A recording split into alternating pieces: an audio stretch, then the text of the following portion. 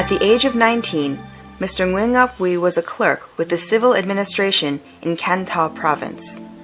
In the beginning of 1945, he joined the Dai Viet Party, or National Party of Vietnam, to fight for the independence of Vietnam. He stayed with the rebellion movement for a short period of time, but left when the Vietnamese communists usurped power. In 1946, he worked at the National Library, sleeping there at night. During that time, the Cochin China chapter of the Dai Viet Party gave him the responsibility of writing political documents and articles for the party magazines Youth and The Vietnamese Torch. This was his most prolific period. He excelled in political analyses and commentaries using the pen name of Hung Nguyen and in political satire writing under the names of Gong Nhang, Ba Sao, or Tu Sao. In 1953, he started using the pen name of Dang Phuong for his poetry. In 1949, he left his job to devote all his time to his party. He became a political instructor for the Youth Cadres Academy in Nha Trang, where Dr. Nguyen Tong Hoang was a minister for youth affairs. In 1951, he was transferred to reinforce the organization of Youth for the Defense of the Country on Hang Ngang Street in Hanoi, North Vietnam. When the government of Nguyen Van Tham disbanded the organization, he returned to Saigon and taught at the Le Ba Cang High School. In 1953, the Dai Viet Party cooperated with the government of Mr. Ngo Dinh Nhu, several dignitaries, and other nationalist organizations to form the Unified Movement for Peace. The movement demanded that the French return power to the Vietnamese people and that head of state Bao Dai democratize the regime. Mr. Huy served as a liaison between Dr. Nguyen Tong Hoang and Mr. Ngo Dinh Nhu. On July 20, 1954, the Geneva Convention partitioned the country in two. The North Vietnamese chapter of the Dai Viet Party moved to South Vietnam along with a large wave of refugees. When Mr. Ngo Dinh Diem took over the helm of government, Mr. Ngo Dinh Nhu did not keep his promise to the Unified Movement for Peace to establish a coalition government with nationalist organizations and to democratize the regime. Dr. Nguyen Tong Hoang had to flee to France. In 1955, Mr. Huy also went into exile in France and returned only after the fall of President Ngo Dinh Diem's government in November 1963. After the reshuffling of Yung Vang Min administration on January 30, 1964, Dr. Nguyen Tong Hoang became Deputy Prime Minister for Pacification, and Professor Huy was appointed as his cabinet director. After their coup failed, General Nguyen Khan deported Mr. Nguyen Ton Han and Professor Nguyen Ngoc Huy. Once in Tokyo, Mr. Nguyen Tong Han continued on to France and then to the U.S. He never returned to Vietnam. As for Professor Nguyen Ngoc Huy, exiled in September, he stayed abroad until the end of October when Mr. Phan Cach Siu took over the government with Mr. Tran Van Hong as Prime Minister. Deciding that the political situation was acceptable, the professor returned to Vietnam on October 31, 1964. In 1964, the three chapters of the Dai Viet Party in North, Central, and South Vietnam had differences of opinions. The North and Central chapters wanted to keep the status quo, while a chapter in the South wanted to democratize and cooperate with other nationalist organizations to save the country from communism. Professor Huy convinced the members in the South Vietnam chapter of the Dai Viet Party to create a new party called Thang Dai Viet, or Neo-Dai Viet Party. Though the Neo-Dai Viet Party participated in the democratic process of South Vietnam, it was clandestine in nature. In 1969, recognizing that the Constitution of South Vietnam had become more democratic, and that, in a democratic system, political parties are required to operate openly, the Neo-Dai Viet Party, along with some independent individuals and members from other parties, especially from the Dai Viet Party, came together to form the Nationalist Progressive Movement, with Professor Huy as General Secretary. Through the National Institute of Administration, Professor Nguyen Ngoc worked in collaboration with Professor Nguyen Ban Bong to establish a class of middle and upper level leaders to manage the country's administration, which covered territory from the meridian which marked the beginning of South Vietnam in the north all the way to the point of Ca Mau, the furthest southern tip of the country. I see three important phases in the formulation of the strategy for his struggle. The first was the establishment of the Neo-Dai Viet Party, which switched the direction of the struggle from a military objective to overthrow the government to a non-violent political emphasis. In 1967, Vietnam had a constitution that was clearly democratic in nature. As a result, Mr. Nguyen Ngoc Hoi and several officials from other political parties came together to form a movement called the Nationalist Progressive Movement. Their first goal was to create a system based on political activity to fight against communism. Another goal was to train middle and upper level leaders to manage the country in the post-war era. In 1968, he was invited to be a member of the South Vietnamese delegation to the Paris peace talks. The Communists took advantage of the talks for their propaganda purposes. He helped the South Vietnamese delegation develop a comprehensive strategy for countering their arguments.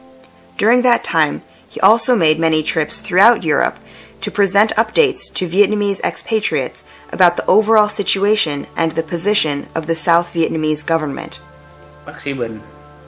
Dr. Bin, Professor Hui, and I initiated talks with students, first in the city of Besançon, in France, and working our way up to the city of Belfort. There were events where a few dozen students came.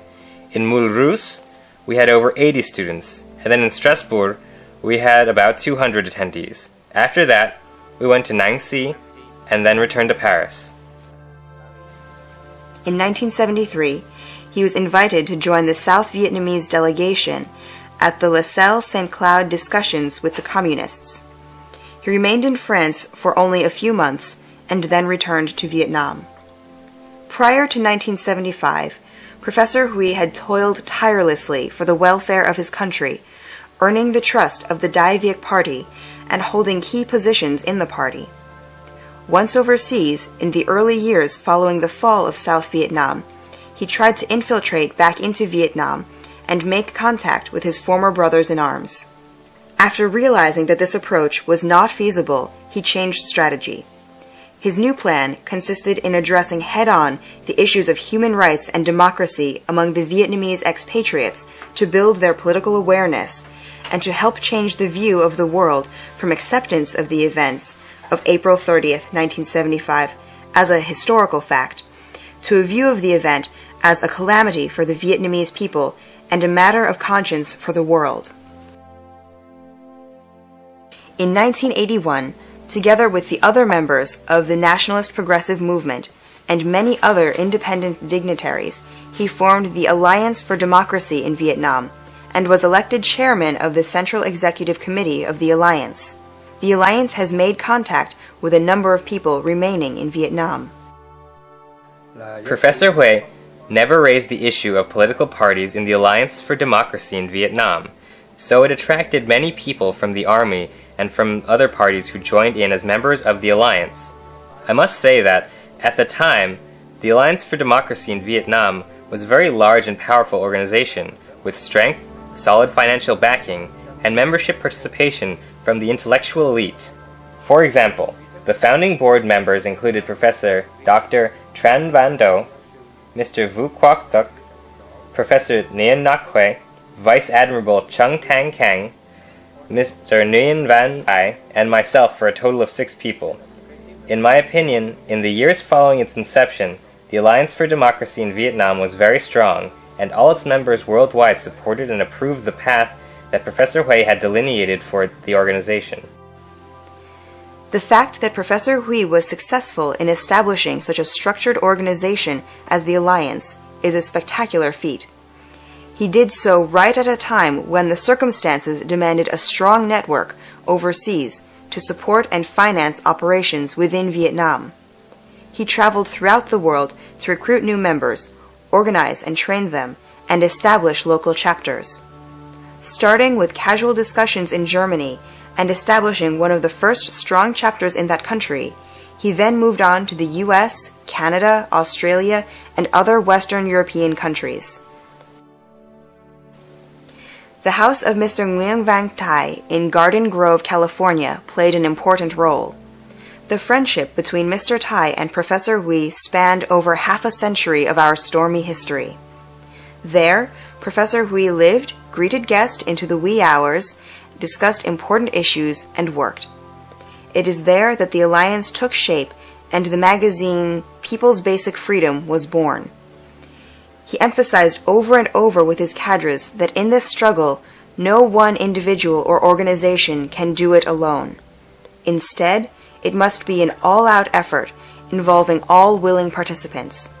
With this in mind, he organized a special committee to reach out to other nationalist anti-communist entities and to coordinate their collective efforts. To gain approval and support from the international community, he used his influence and power of persuasion to lobby dignitaries, generals, reporters, academicians, and elected officials to assist the Vietnamese people in their struggle for a free Vietnam.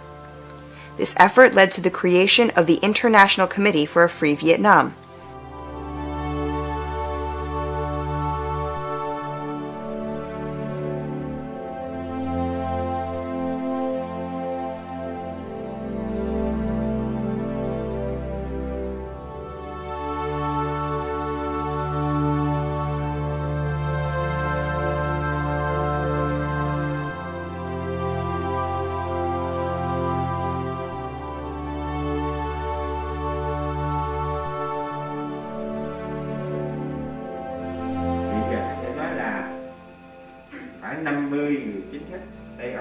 About 50 Western European dignitaries have officially sponsored the International Committee for a Free Vietnam. During the opening ceremony of the committee on December 4, 1986, in Brussels, the South Vietnam flag hung in a place of honor among the row of flags outside, next to the flag of the United States, the nation hosting the ceremony. On the left side were the flags of the European Union and other nations. The ceremony was a very solemn event.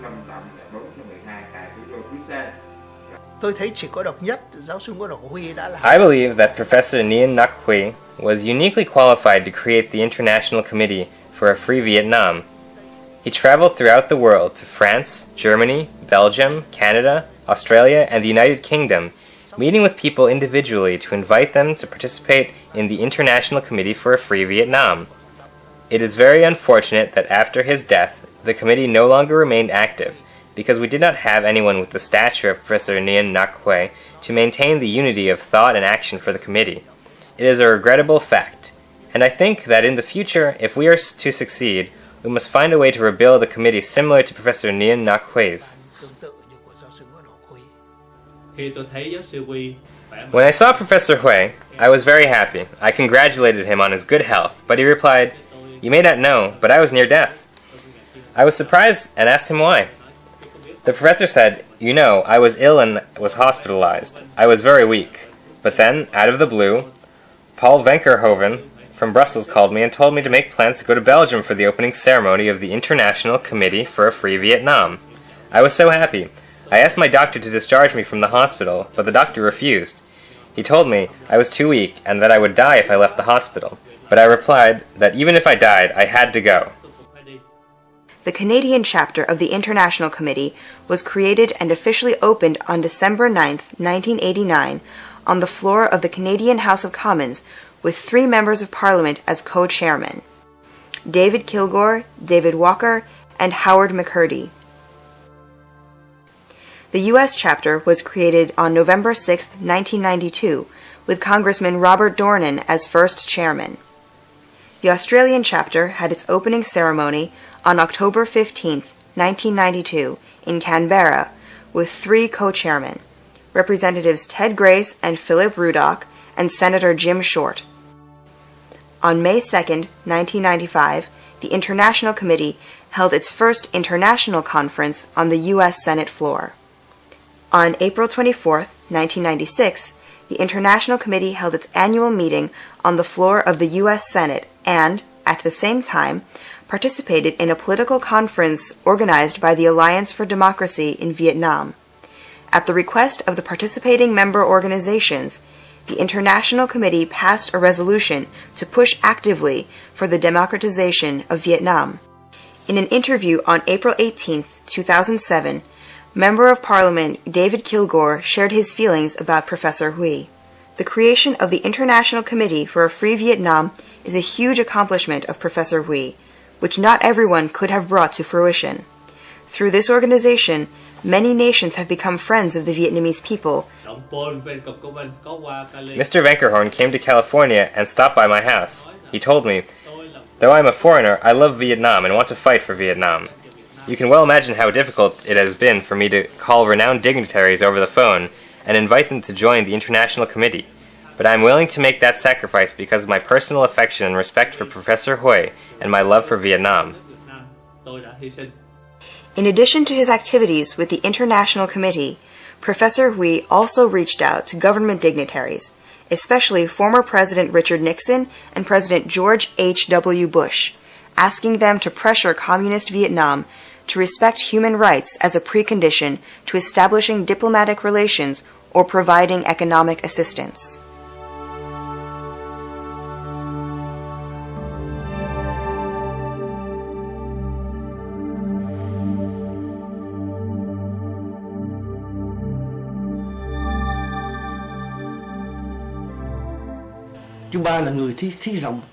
He had extraordinary foresight.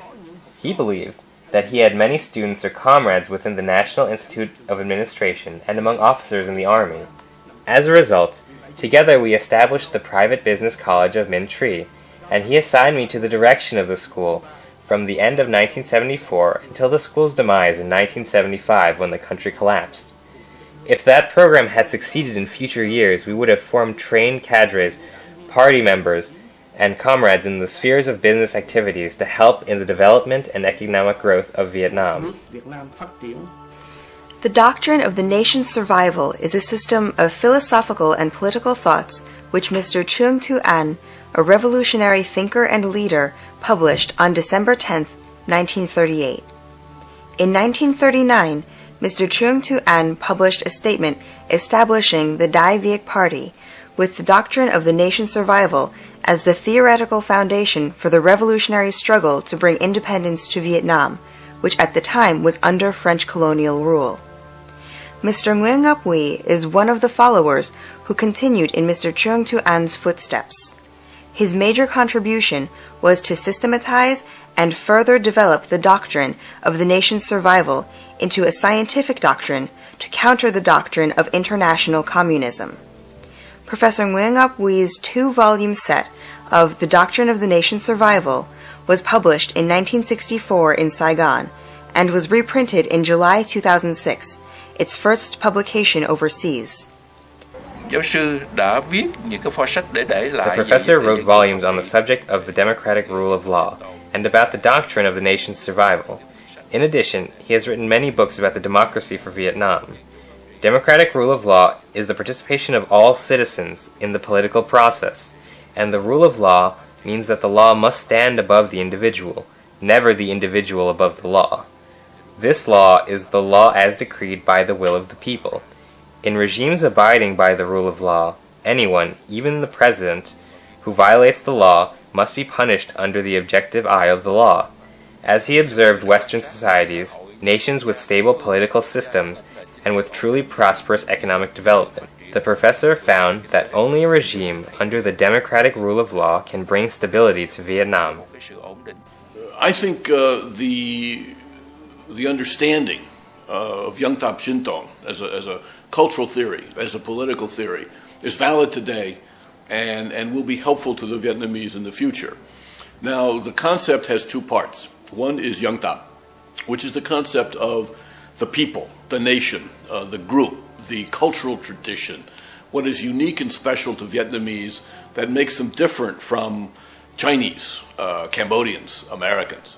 And then Shin Tong, which is a notion of essence or life or driving or success or surviving. So the theory talks about how do the Vietnamese, as a special and unique people, thrive and survive on their own terms. And that will be relevant as long as there are Vietnamese. I think the important thing about this theory, as refined by Nguyen is to look at the balance, the tension between the individual and the group.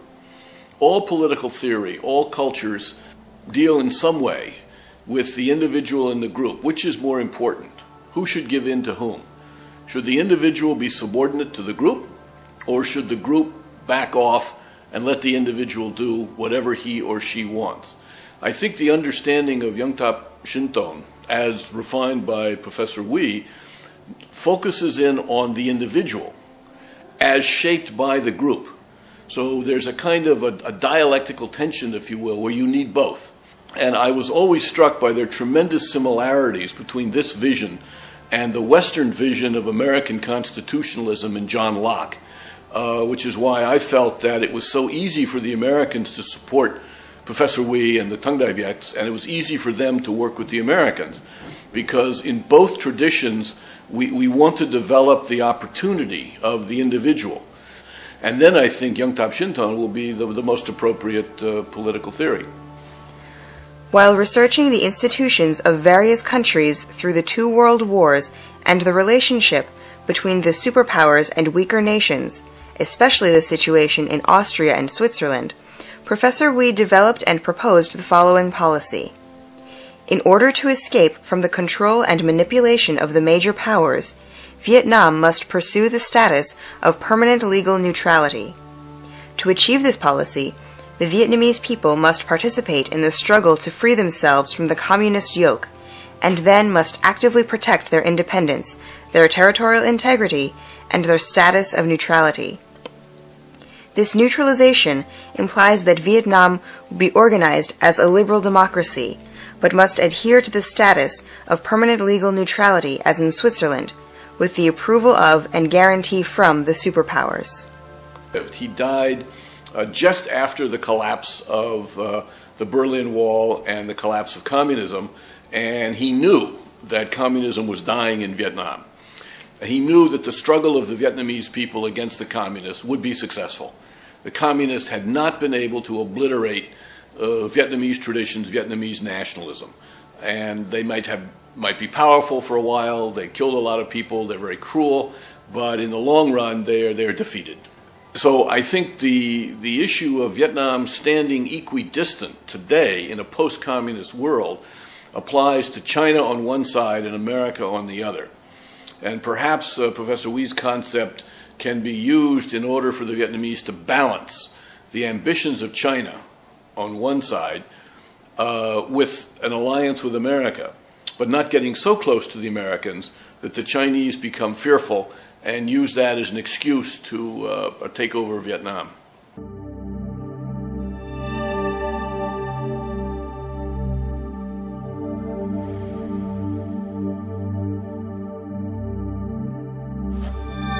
After years of tireless activities, creating alliances, and traveling all over the world to deliver lectures and speeches, Professor Hui's health was failing. Friends begged him to reduce his workload and cut back on his traveling. He just smiled in response. Only when he was near death did he reveal the extent of his illness.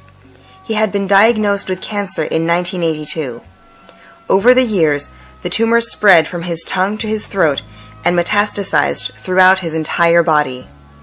Yet no one ever saw him flinch with pain or heard him complain. In the last years of his life, his doctors were baffled, amazed that he was still alive, still productive, still walking on his own. Indeed, in the terminal stage of the disease, cancer patients generally are under a tremendous amount of pain. He too recognized that his being still alive was a miracle. Only now do we understand. Realizing he was near death, he raced against time to accomplish his lifelong dream and mission.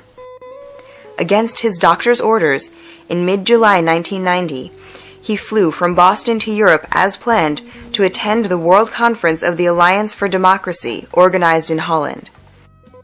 When the plane landed in Zaventem, Belgium, he fainted from exhaustion.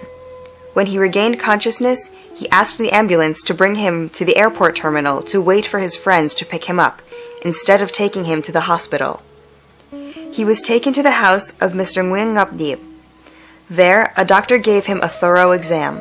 She noted that the patient's blood pressure was very low, his pulse and heart feeble, and that all other major organs were also very weak.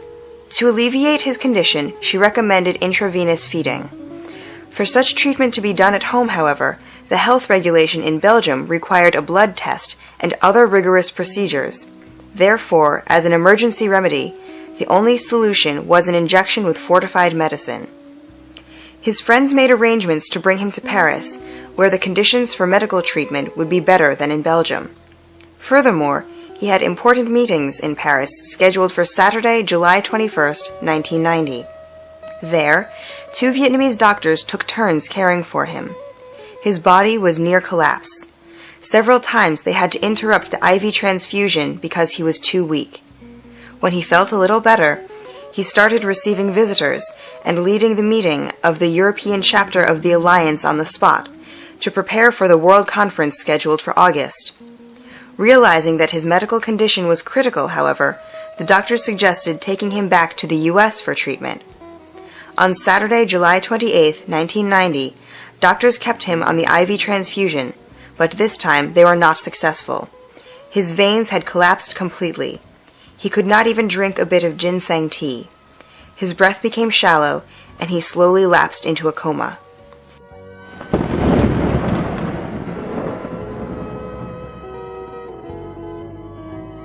He passed away in the arms of his son, Nguyen at 9:30 p.m., July 28, 1990. Death came peacefully in the arms of a loved one, surrounded by friends and brothers in arms while serving his country.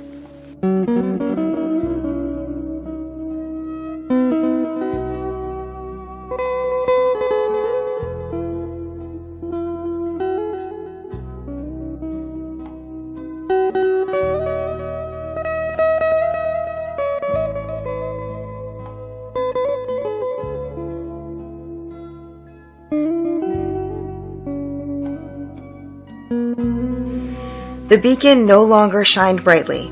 He was forever gone. The hard-working gardener who had devoted his entire life to nurture the seedling, fertilize and water the garden of his homeland, had to leave the garden without reaping the fruit of his labor.